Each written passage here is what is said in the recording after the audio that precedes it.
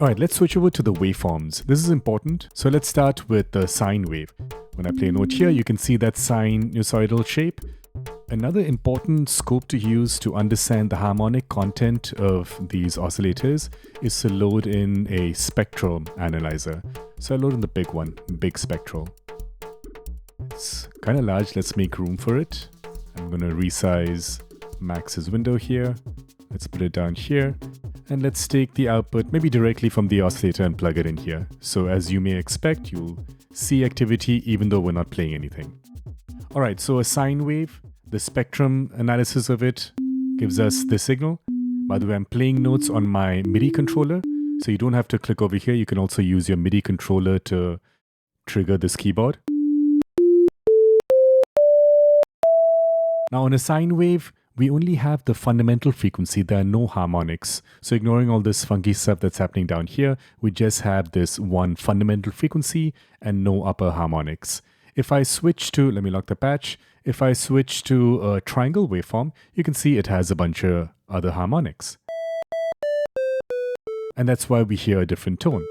So the tonal change is primarily because of the content of the harmonics and also the amplitude of those harmonics. Let's switch to the sawtooth waveform, probably the most popular one. So this sounds very bright, very buzzy because it has all harmonics. Now when I say all, I mean all the multiples of that fundamental frequency. So let's say that's a first harmonic, second harmonic, third harmonic, so on and so forth. So it has all of them.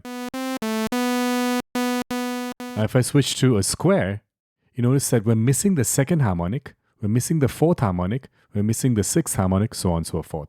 So it just has the odd numbered harmonics. Switching back to the sawtooth, so you can see there that's the second harmonic, third, so on and so forth. Now keep an eye on that second one as I switch here. So that's gone. Right? So, and you can trust me on this, all the other even harmonics are missing, we only have the odd harmonics. Now going back to the triangle, there's a very interesting relationship between these two waveforms. Generally, people think, oh, sine wave, very pure, just has a fundamental frequency. Triangle has just a wee bit more, and you can hear it just sounds slightly brighter. Sawtooth is bright and buzzy. Square wave also bright and buzzy, but more rounded off, kind of a hollow tonality to it because of those missing even harmonics. But if we compare the square to the triangle, keep an eye on that missing second harmonic, right? So that's gone. So we have this particular pattern. If I switch to a triangle, we still have that same pattern, but it's much softer.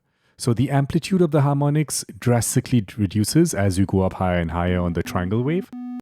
Whereas in a square, it's still fairly loud, and that's why we can still hear it. So if you listen carefully, when I switch between these two waveforms, it almost sounds like a square wave is a slightly, or maybe not slightly, but a much louder version of the triangle.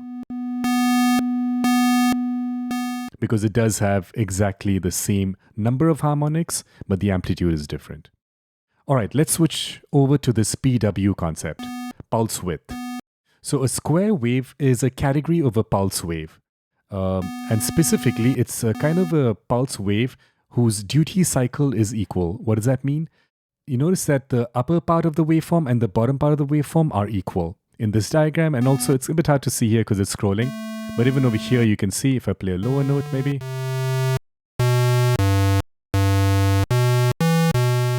Yeah, maybe over here you can kind of see it's equal. So the waveform stays in the positive part of the cycle for the same amount as compared to the negative part, right? So that is called a square wave, or pulse width of 50%, or duty cycle of 50%. But we can change that.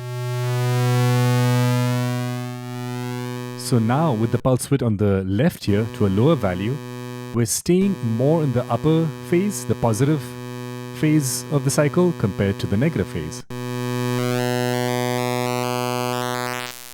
And then I can bring it down to 0. Now this technically is not entirely 0 because in theory, what would 0 mean? It stays exclusively in the positive phase and does not come down to the negative phase at all. So that means that it's not oscillating anymore. It's no longer an alternating signal. It is a DC signal, a direct current. So to hear a signal, it has to be alternating. So this is not really 0%, even though it says 0%. On some other synthesizers, true analog synthesizers, you may notice with the pulse width all the way down to 0, we completely lose the signal. All right, so I'll bring this back in the center. You can also double click to reset it back to default.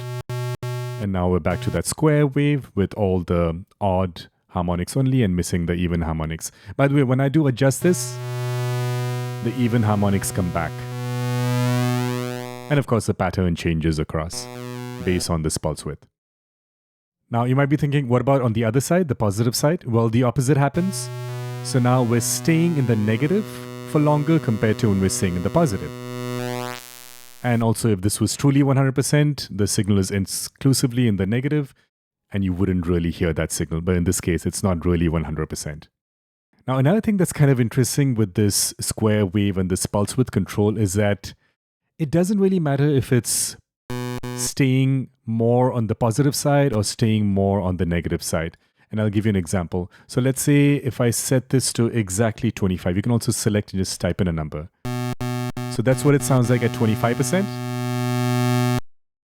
Let's compare the opposite of that. That would be 75%.